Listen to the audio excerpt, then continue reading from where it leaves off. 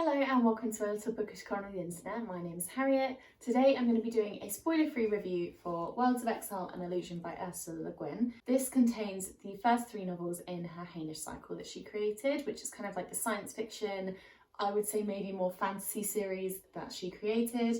So the books that are in here, I'm going to be reviewing them individually rather than just talking about the book as a whole, because I feel like that's not very helpful. So yeah, let's get started. So the first book that I'm going to be talking about is Rocannon's World. Before I do start talking about this, I should mention that all of the books within this series, you don't have to kind of read them as a series. They just talk about concepts and science and world building that kind of links together, but it's more like Easter eggs. You don't have to know any of the science behind it to understand the stories. So yeah, even though this is the first three books, this isn't actually the first that I have read of this series. I've read other books within the series and I don't feel like you have to read them in any order. I can confirm that. You can read them however you like. It's just that this is set out as the first three books, so it's nice to read them in an order. So yeah, the first book that I'm going to talk about is Rocannon's World. Now, in the Hainish cycle, essentially what Le Guin created was this world, or this different universe where humans have kind of excelled in technology and they use a lot of genetic engineering. So there are different humanoid species that live on different planets around Earth, or what would traditionally be Earth. Obviously it's a little bit different to our actual universe. But yeah, humanity has advanced so much so that there are these different races of humans, and some of them are extremely different. So for example, some of them can read minds, some of them literally have fur growing all over them, some of them don't even really look human anymore, but they are all part of humanity. But they do all have different names, which are discussed throughout all of the books. So anyway, yeah, in Rocannon's World, we are following three humanoid races who live on this planet, and that planet is actually invaded by a fleet of enemy ships. And our main character, called Rocannon, is an earth scientist, and he must kind of put aside his prejudices and work together with these different alien species or humanoid species to protect himself, the people that he loves, and just to protect humanity as a whole. Now, this novel definitely had Le Guin's signature stamp on it, with different kind of morals, different topics that she wanted to talk about, so she put them into the story itself. She's very good at implementing her values and her views into her story without it seeming really preachy. You do get a lot of background into this universe that Le Guin has created, but not as much as I would maybe expect from the first novel in a series. Obviously, she may not have known that it was going to be part of this big universe, but I still feel like there perhaps wasn't enough information. If you haven't read the other books, you wouldn't really understand exactly what was going on, but not because you need to, just because that's how Le Guin writes her books. She doesn't necessarily focus in on world building. She doesn't give you like info dumps and things like that, which I personally prefer. I like to just be kind of thrown in, and you do work it out as you go along. It's just as you do start with her novels, you're always a little bit unaware of what's happening, what words mean, but they will make sense as you go through the story. And this is a really short story. It's only like 120 pages, I think. It's not very long at all. Obviously, it depends what edition you have. I'm going by this edition where the text is quite small and it's all clumped in together. But yeah, like I was saying, you just get a lot of, not information, you get a lot of words and things that are happening that you are kind of just expected to follow. And it is a little bit confusing at first, but eventually I did sink into it and I ended up really enjoying it. It's a lot more fast-paced and action-packed than some of the other novels that I've read by this author. For example, the second book in the series, which I will talk about in a minute. As always, the characters are just so wonderfully written. You can kind of tell that this is one of Le Guin's first pieces of writing that was published. The characters aren't as well developed as in later books, but for a first novel, I think it is very well done. And I had quite a strong connection with the main character, which is really good. So overall, it was a lot of fun. Obviously focusing in on war quite a lot.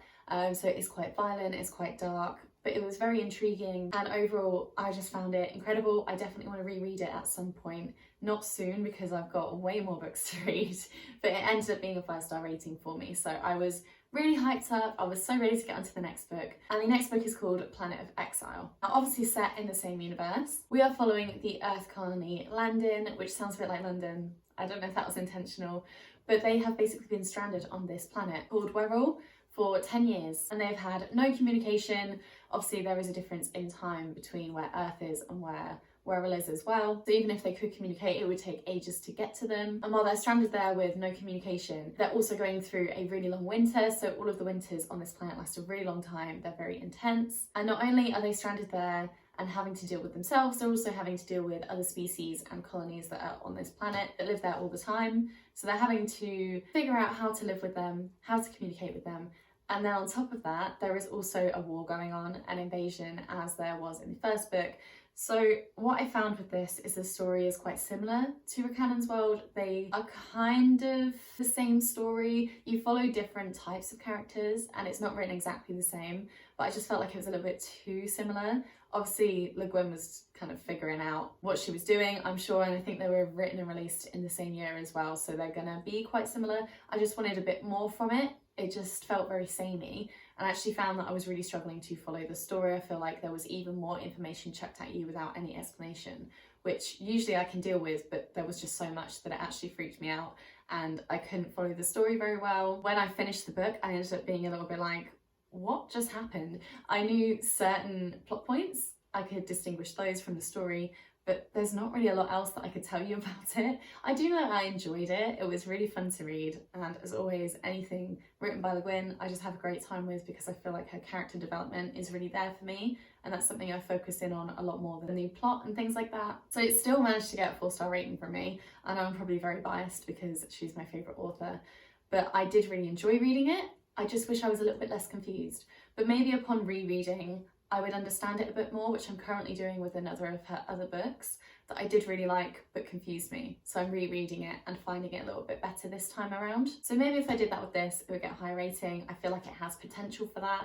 So I'm giving it the benefit of the doubt and giving it a 4-star rating because I really enjoyed it and I feel like other people would as well. And then the last book is my favourite of the three by far, and that is City of Illusions. This felt very different from the other two. It felt like the storytelling and the way the plot was written was different. It was going in a different direction that I've not seen Le Guin do, at least in the books that I have read, which I've definitely not read all of her books. But anyway, we are following humans who are kind of scattered into different clans, and they have lost the scientific elements of their society and lost some of their technology. It's not necessarily explained why. I'm not going to ruin why. Towards the end you kind of understand what has been happening. Yeah, they're scattered along this world and we're following our main character who awakens with absolutely no memory of how they got there, what happened previously, who any of these people are, where they are. But one of the clans takes him in and explains kind of what's happened, gives him a story to go by, and then he goes off on an adventure to figure out how to get his memory back because he believes it was taken from him. Now this is a sneaky little story. It has a bit of a mystery element in there